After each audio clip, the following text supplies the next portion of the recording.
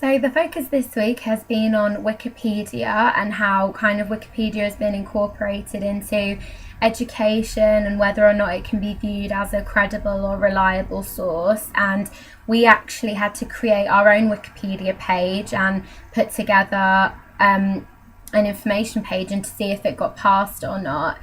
which was really interesting to kind of see how a page is actually created and to kind of look at Wikipedia into more depth. The reading I'm going to discuss is a teaching essay, and it's from Wikipedia, and it was developed by Wadewitz, Geller and Beasley Murray. And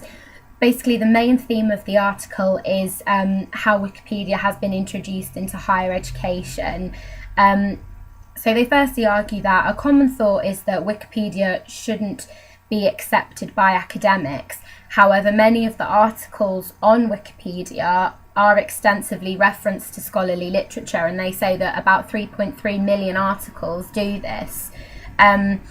they say that many students often use Wikipedia and find it useful, even though we're told not to use it, which is completely true. The first thing you're told in your first lecture in first year is you cannot use Wikipedia because it's not a reliable source. So immediately it's kind of put into your head that no, it can't be a credible source because otherwise scholarly people would use it. And I have to admit, I've definitely used it, and I definitely find it much easier sometimes than reading proper academic literature because it's written, I think, in a much easier way to understand. And they kind of discuss about whether Wikipedia is credible or not, and it's a massive topic of conversation. And they kind of state that Wikipedia being incorporated into teaching is a form of hacking the academy. And they kind of give examples of this, and a way they do this is by the constructing of knowledge, and that they say that every time you go on Wikipedia on an article, there's always a talk button, and if you click on the talk button, it's a massive discussion page, and it shows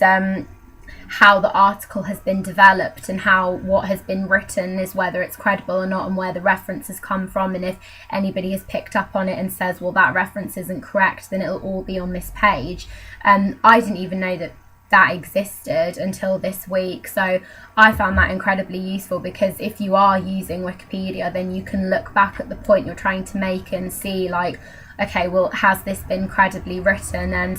is the source that it's been given reliable, like the scholarly link that it's been linked to. They also state that it can be useful in academic situations because it kind of shows students where and how the knowledge in the article was constructed, and this can raise new points of view discussed within the classroom. And then they kind of argue that the main issue is that students use Wikipedia without really understanding its content and its work, which is what can lead to either poor or bad referencing, plagiarism, unsourced information, and they don't know where they're quoting from, which I do agree is an issue. I do think people copy and paste out of Wikipedia, and then they don't understand what they're talking about, or they don't understand the work, so they just write it as it is and then reference what the reference that's been given on the Wikipedia page, but they don't fully understand what's being said, so they might put something in that has absolutely no relevance to their work. So I do agree that can be an issue when it comes to Wikipedia. They kind of also say that Wikipedia breaks down this barrier between students and instructor, because anyone can edit any Wikipedia page, which to an extent, yeah, I do agree with. I do think that there kind of isn't really an authority, but at the same time, Wikipedia has, kind of administrators that approve the pages, and one girl in the class actually said that she had created a Wikipedia page for the LUSU Council, and then some woman in America wouldn't approve it because she said it wasn't credible. And it's kind of like, well, she doesn't go here, she doesn't go to Lancaster, she doesn't know what LUSU Council is, so how can she tell whether this page is credible or not? So I think there is some authority in Wikipedia, but I agree that it's definitely not as much as it could be. They also say that it allows students to gain help with revision, again, by using this talk button. So you can ask questions on a page and say, well, for example, I'm thinking of revising this for my exams and I was going to bring in this, would this be helpful? And people comment and say, oh, well, no, you should do it in this order, like, you should say it that way. And so in that way, it can be extremely helpful. And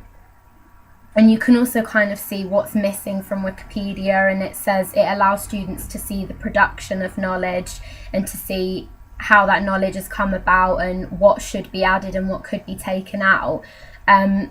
Although I think Wikipedia, it is useful, I definitely use it. I definitely think that it can sometimes get out of hand. For example, like another reading is called Revenge, Ego and Corruption of Wikipedia by Andrew Leonard, and it was this user, Wikipedia editor, called QWERTY, and they'd made 14 edits to the page of Barry Hannah, who was a novelist, and they changed things, like instead of when it said his death was by natural causes, it said alcoholism, and kind of all little changes like that. And it came about that the basically the editor QWERTY kind of had a long disagreement with Barry Hannah and was kind of